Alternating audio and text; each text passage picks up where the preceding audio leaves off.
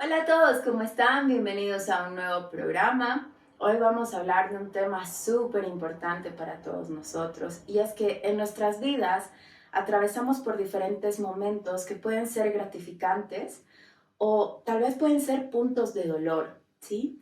Y la verdad es que son temas que creo yo todos necesitamos conversar en algún momento. Les estoy hablando sobre el tema del trabajo. Realmente cuando llegamos a ser adultos nos damos cuenta de lo importante que es tener un buen ambiente laboral, ¿no? Y esto va muy de la mano, muy relacionado con las decisiones que tomamos en nuestras vidas. Y obviamente todo eso conlleva a un tema de el amor propio, la autovaloración, el autoestima. Es por eso que hoy tenemos a una invitada muy especial. Ella es Lorena Villarreal Rojas, especialista dentro de la psicología en lo que es gestión de talento humano hace ya más de 16 años y hace 8 años se ha especializado en coaching. Lore, bienvenida. Gracias por estar acá. Muchas gracias, Karen. La verdad es que es un verdadero placer estar aquí, precisamente para poder conversar de todos esos puntos que hemos dicho que nos van a llevar pues a muchas reflexiones más adelante. Muchas personas están en búsqueda de trabajo. Últimamente, por el contexto socioeconómico mundial, por todo aquello que está pasando, he tenido conocidos, amigos, que o se resignan a estar en un trabajo donde no se sienten plenos, o a lo mejor los echan del trabajo o renuncian y deciden buscar un nuevo rumbo, un nuevo trabajo.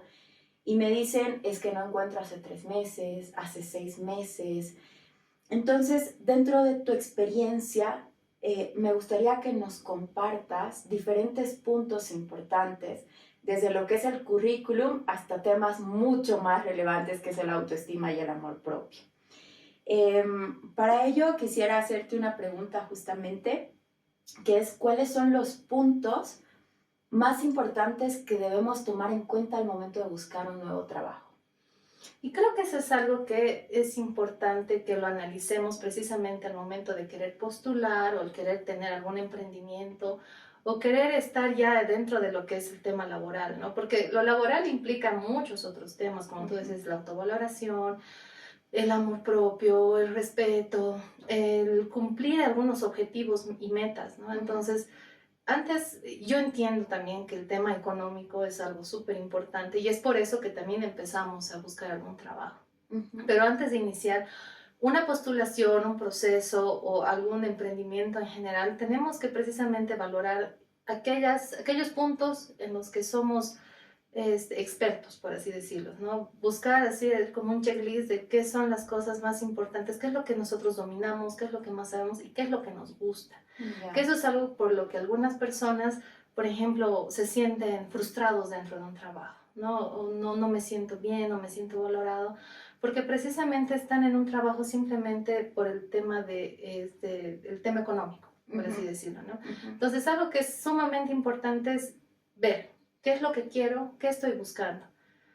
Por ejemplo, ¿no? Al momento de ir a buscar un trabajo en un banco, por así decirlo, ¿no? En un banco, una institución financiera, tenemos que también ver que hay diferencias entre un banco grande, banco múltiple, una cooperativa, una IFD, que son instituciones también más pequeñas, y ver cuáles son los valores, ¿no? Ya. Si es un tema netamente mercantilista, yo quiero hacer dinero, entonces busco algún banco que esté dentro de esa misma línea, digamos, ¿no? Los Claro. objetivos.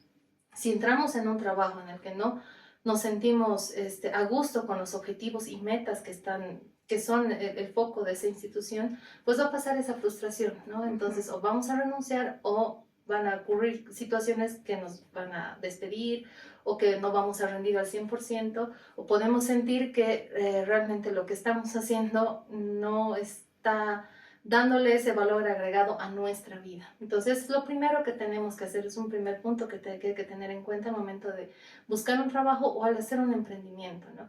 Por ejemplo, hay gente que es muy hábil. Yo he tenido recientemente precisamente a una cliente que se sentía totalmente desvalorada y poco útil en su trabajo. Wow. Y es que realmente ella no estaba haciendo lo que a ella le apasionaba. En sus tiempos libres, esta mujer tejía. Ya. y tejía cosas hermosas, o sea, se ubican los amigurumis, ¿no?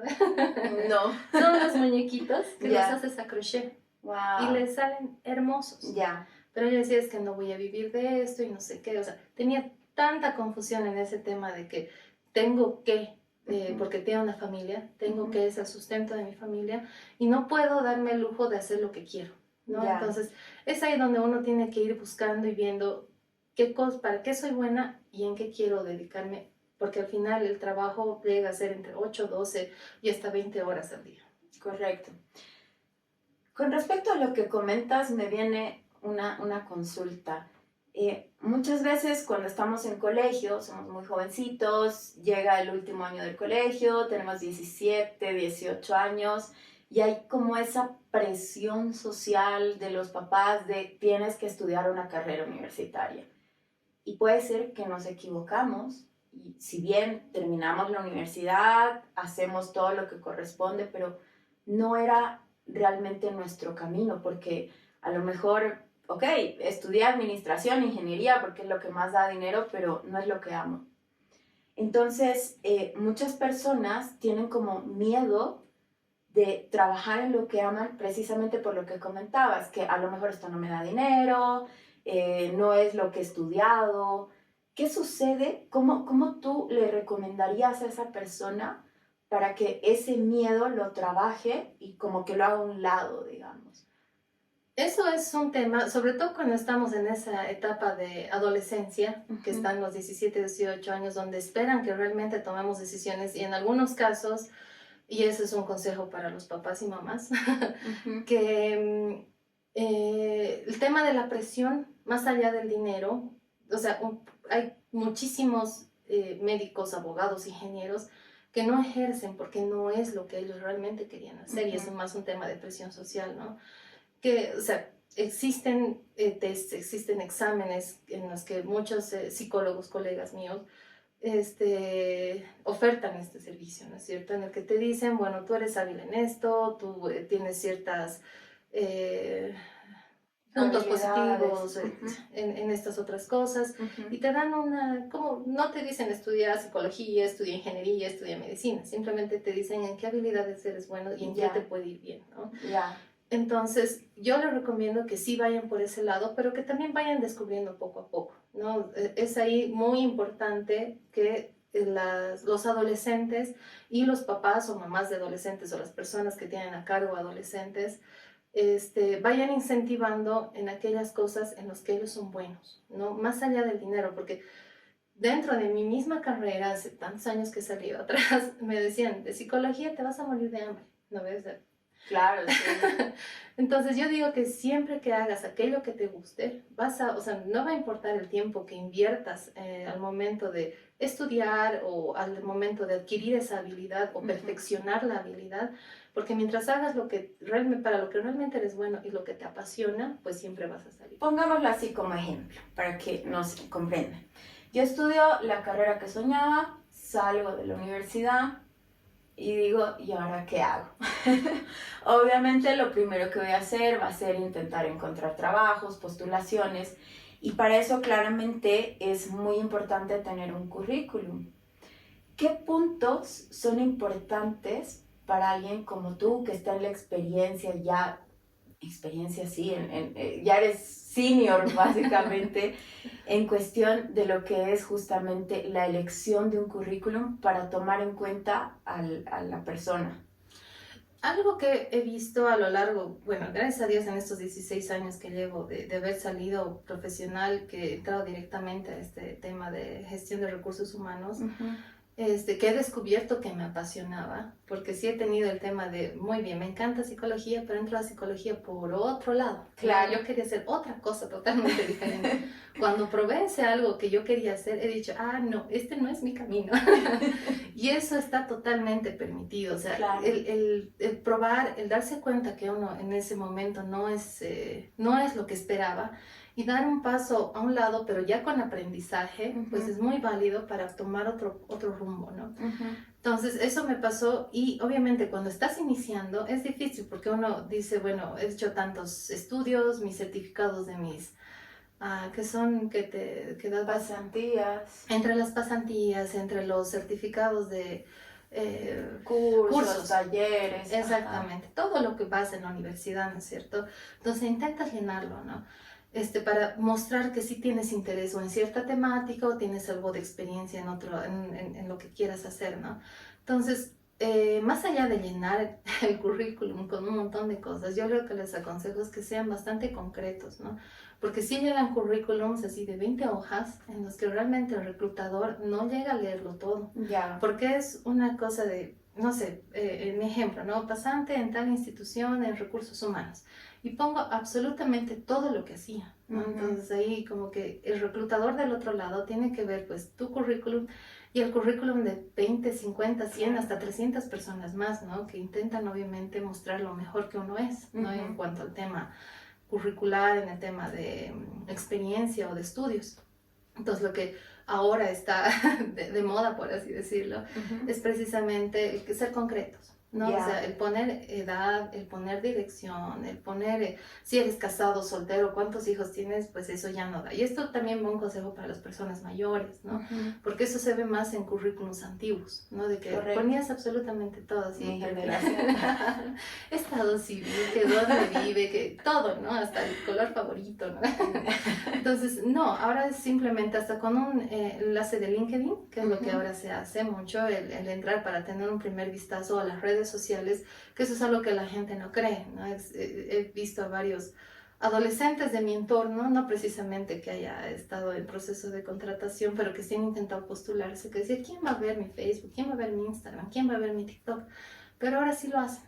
Entonces hay que tener cuidado, por ejemplo, en qué se pone y qué no se pone dentro de tu red social. Con respecto a eso tengo una duda que me surge. En lo personal, mi currículum no tiene foto, ¿ya? Esto es porque he trabajado con empresas del extranjero y realmente no te piden foto. De hecho, me acuerdo que cuando postulé para una empresa canadiense me dijeron, saca tu foto. Pero acá en Bolivia sí toman en cuenta la foto. ¿Por qué? Todavía lo hacen, o sea, es un proceso de transformación. O sea, el proceso de selección que lo hacen en Europa es tu currículum una hoja. ¿Por qué? Porque pones tu correo electrónico, pones tu WhatsApp o la red social el contacto que se utilice en ese país, digamos, y ahí está todo. Ya. Entonces no necesitan verte en una fotito ahí en un papel, digamos, ¿no? ¿Por qué? Porque tú pones todas estas intereses, el último trabajo, tus estudios más significantes, y sé que entrando a tu LinkedIn te voy a conocer profesionalmente. Sé que entrando a tu Facebook, que es Instagram o TikTok, te voy a conocer en parte social. Entonces no necesitan tanta información en una hoja, solamente la más importante. Claro, lo más relevante, digamos, en todo caso serían como los mejores logros que has tenido en tus últimos trabajos. Exactamente, y algo que también se ve mucho es de que ponen pues desde la pasantía, bueno, en tema de experiencia sí es válido, digamos, ¿no? Poner la primera pasantía que has hecho hasta el último trabajo que has tenido, pero hay currículums que mantienen el estudio del DOS que han hecho, el 1985.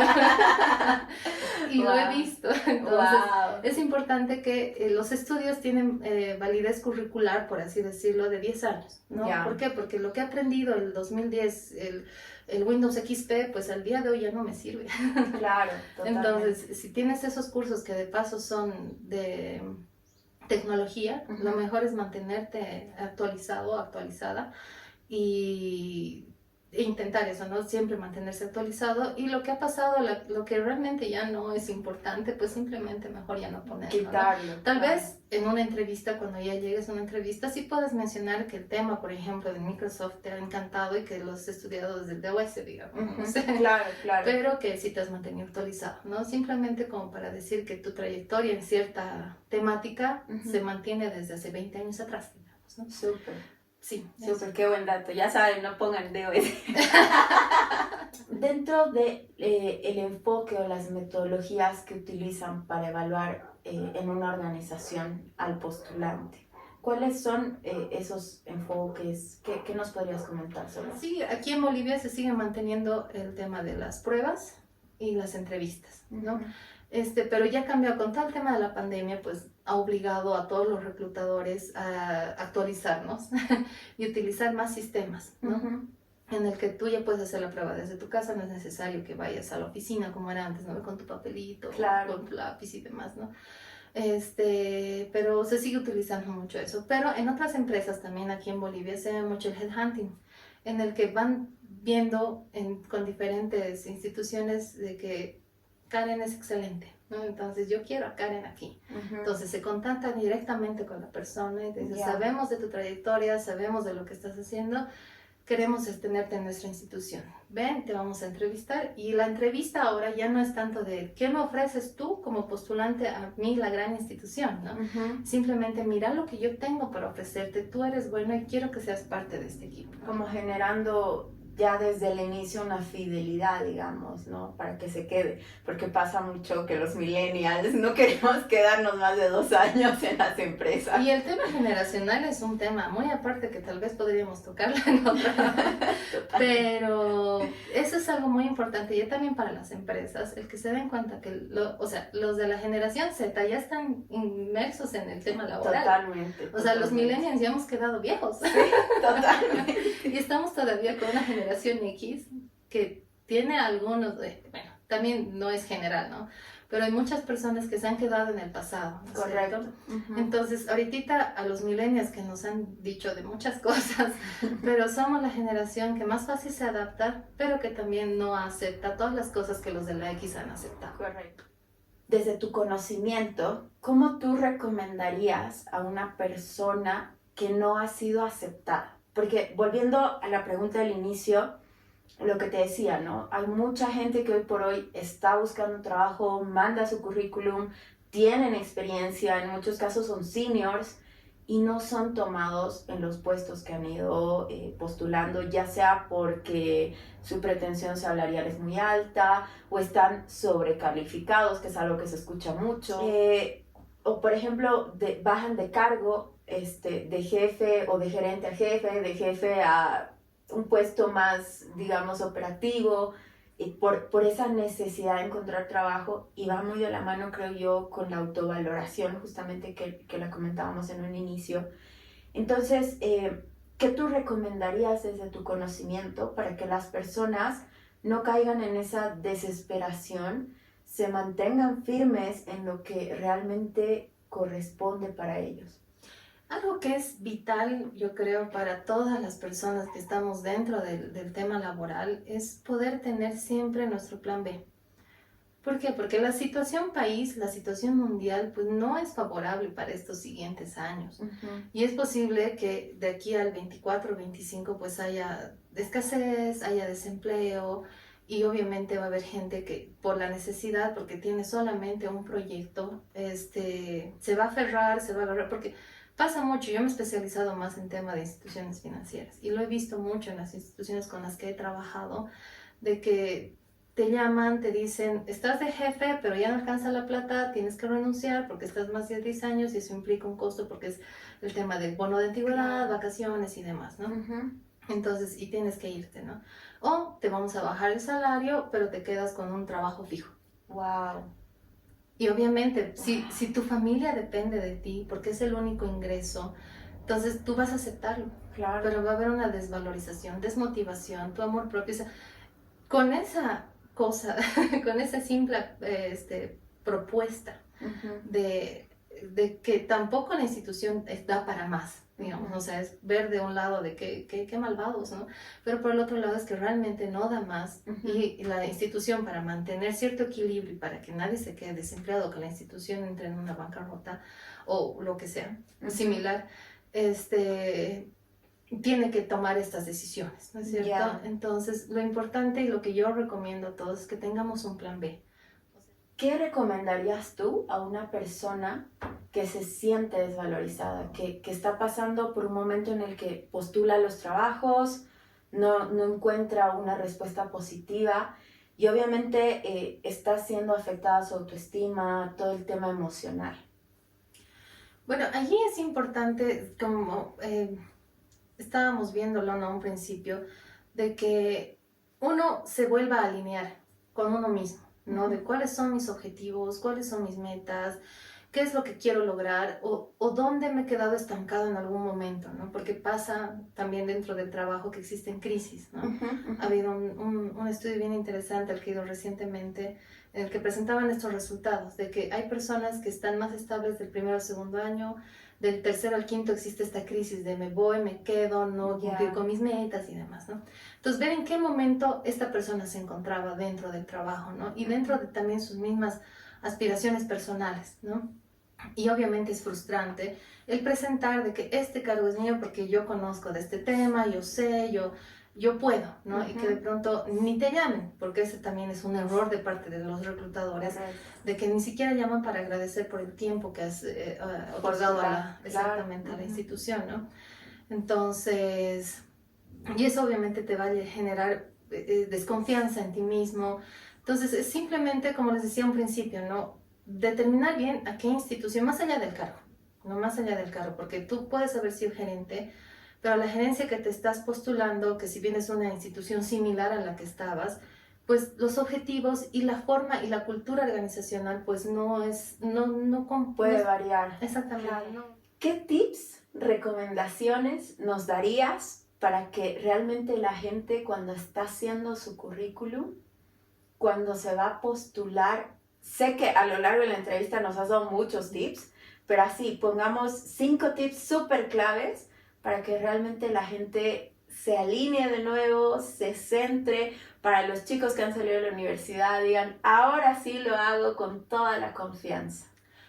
Para dividir un poquito entre experiencia y sin experiencia, ¿no? Cuando uno está sin experiencia, está recién egresado, salido de la universidad, recién titulado con la maestría, diploma, lo que sea, pero no tiene experiencia, lo ideal es que precisamente vean hacia dónde y qué cosa quieren, hacia dónde quieren ir, ¿no? Y que en base a las postulaciones que salen en el mercado, ustedes puedan definir, digamos, cajero, ¿no? Por la carrera bancaria que antes existía, que era tan exitosa, pero los tiempos cambian. Pero digamos, si por dar un ejemplo de cajero, ¿no? Ver en qué institución, como les decía, si va a ser en un banco A, banco B, banco C, cooperativa, IFD, o dónde, o puede ser cajero de un supermercado, ¿no es cierto? O puede ser cajero, que ustedes vean realmente cuál es el nivel de estrés que pueden aguantar, por ejemplo, ¿no? Porque no es lo mismo trabajar en una institución que tiene 1000 solicitudes de cajas en un día a una que tiene 3, 4, ¿no? Claro, es diferente. Es el mismo cargo, pero las instituciones, los valores y objetivos son diferentes, ¿no? Necesitamos vendernos siempre. Estás en la entrevista y te estás vendiendo. Qué nervios. Estás en tu emprendimiento, abres, no sé, tu tienda, abres tu oficina, lo que sea, tienes que venderte para que la gente te conozca. Por supuesto. Entonces eso es algo que la gente también tiene que ver, ¿no? De que yo decía, no, yo soy malísima en ventas, a mí jamás, no, por favor, nunca, ¿no? Pero llegada la hora tienes que hacerlo, tienes que darte a conocer. Entonces, reforzar esas competencias, sobre todo. Y para las personas que ya tienen experiencia, pues al momento de querer conseguir un trabajo por cualquier sea el motivo, es importante que su currículum tenga lo necesario. O sea, como les decía, una persona no va a leer 20 hojas de un currículum, ya no es necesario poner los adjuntos, o sea, las fotocopias de respaldo y demás cosas, ¿no? Y además por un tema de cuidado del medio ambiente. Por favor. Sí. Entonces, que sean 1 o 2 hojas en la que esté lo más importante. Y como les decía, poner, sí o sí es importante poner LinkedIn, por ejemplo. Si no tienen, pueden crearla. Hay tutoriales inclusive para decir cómo crear un buen currículum en LinkedIn, ¿no? Y aquellos datos que son más importantes, entre cuáles son los estudios, los últimos estudios más importantes, y especializaciones. Las especializaciones y además la experiencia, si ya tienes experiencia, ¿no? He trabajado en tal institución, era mi cargo, mis principales responsabilidades son A, B y C, no más, no un párrafo así de 5, de 10, 20 letras de líneas. Gracias, Lore. Realmente mucha información para todos. Espero les haya gustado y nos encontramos en otro programa. Que estén bien. Un gusto, gracias.